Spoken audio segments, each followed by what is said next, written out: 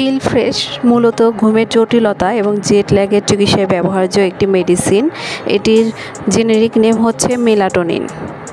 Melatonin যেসব রোগের ক্ষেত্রে নির্দেশিত আজকে সে সম্পর্কে বলবো, তা হচ্ছে ফিল ফ্রেশ নিম্নোক্ত ব্যক্তিদের মধ্যে ঘুমকে পরিচিত করতে সহায়তা করে, যেমন জেট ল্যাগ, দৃষ্টিশক্তির দুর্বলতা এবং রাত্রিকালীন কাজের কারণে ঘুমের ব্যাঘাত ঘটলে, বিভিন্ন মানসিক রোগে শরীরের ফিল ফ্রেশের পরিমাণ কমে গেলে, ঘুম কম হওয়ার দরুন যে সমস্ত শিশুর পড়াশোনার ব্যাঘাত ঘটেছে এরকম।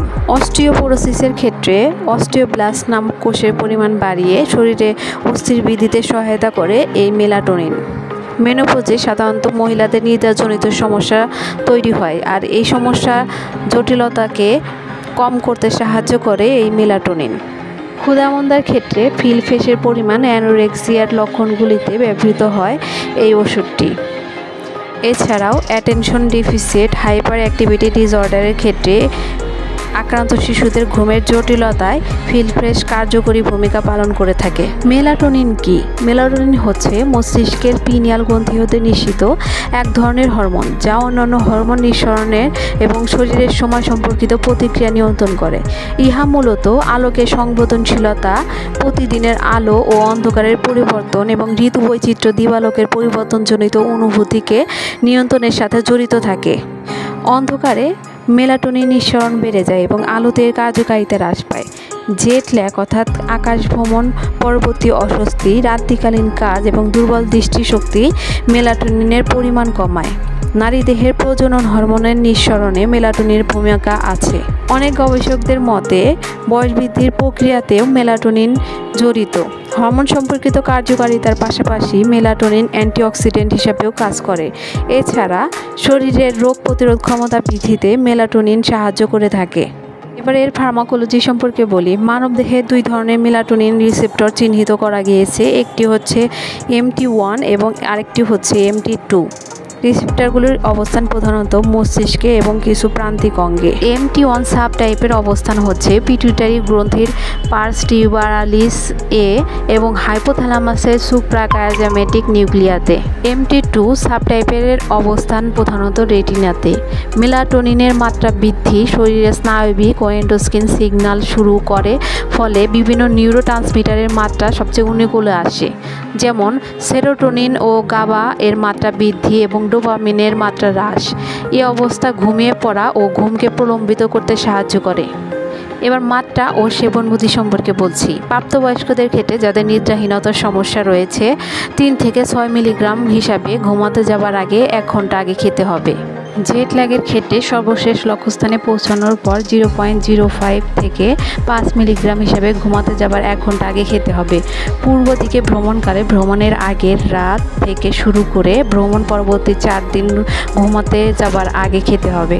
পশ্চিম দিকে ভ্রমণকালে নতুন জায়গায় পৌঁছানোর পর পরবর্তী 4 দিন ঘুমাতে যাওয়ার আগে খেতে হবে। সার্কোয়েডেসিসের ক্ষেত্রে প্রতিদিন 20 মিলিগ্রাম হিসাবে 4 থেকে 20 মাস খেতে হবে। বিষণ্ণতা রোগে 0.125 মিলিগ্রাম করে দিনে 2 বার 4 ঘন্টা ব্যবধানে সেব্য।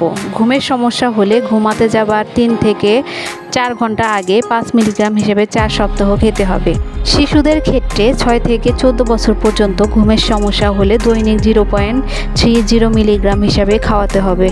ওষুধের মিথস্ক্রিয়া। এই ওষুধটি গ্রহণ করার আগে অবশ্যই ভেবেচিন্তে খাওয়াতে হবে, কারণ এই ওষুধটি অনেকগুলো ওষুধের সাথে রিঅ্যাকশন করে থাকে। অ্যান্টিডিপ্রেশন ওষুধের সাথে এটি বিক্রিয়া করে এর কার্যকারিতা হ্রাস পায় এবং অ্যান্টিসাইকোটিক ওষুধের সাথে বিক্রিয়া করলে এটি ট্র্যাকিভ ডিসকাইনোসিয়া ভোগার সম্ভাবনা অনেক কমে যায়। বেনজোডায়াজেপিনের সাথে এটি বিক্রিয়া করলে এটি কার্যকারিতা বাড়িয়ে ঘুমের উন্নতি ঘটায়। উচ্চ রক্তচাপে ব্যবহৃত ওষুধ কোনিডিনের সাথে এর কার্যকারিতা কমিয়ে দেয়। অন্যদিকে calcium channel blocker, beta blocker ইত্যাদি শরীরে মেলানিনের পরিমাণ হ্রাস করে। যেসব ওষুধ রক্ত জমাট বাঁধতে সাহায্য করে সেই সমস্ত ওষুধের সাথে মেলাটোনিন ব্যবহৃত হলে রক্তপাতের সম্ভাবনা বৃদ্ধি পায়। ইন্টারলিউকিন 2 এর ক্ষেত্রে ক্যান্সার রোগীদের ক্ষেত্রে ইন্টারলিউকিন 2 এর সাথে ব্যবহার করলে মেলাটোনিনের কার্যকারিতা বাড়ে। নন স্টেরয়েডাল অ্যান্টি ইনফ্লামেটরি ওষুধের সাথে যদি মেলাটোনিন গ্রহণ করা হয় তাহলে মেলাটোনিনের পরিমাণ কমে যায়। স্টেরয়েড এবং ইমিউনোসাপ্রেসেন্ট ওষুধের সাথে মেলাটোনিন ব্যবহার প্রযোজ্য নয়।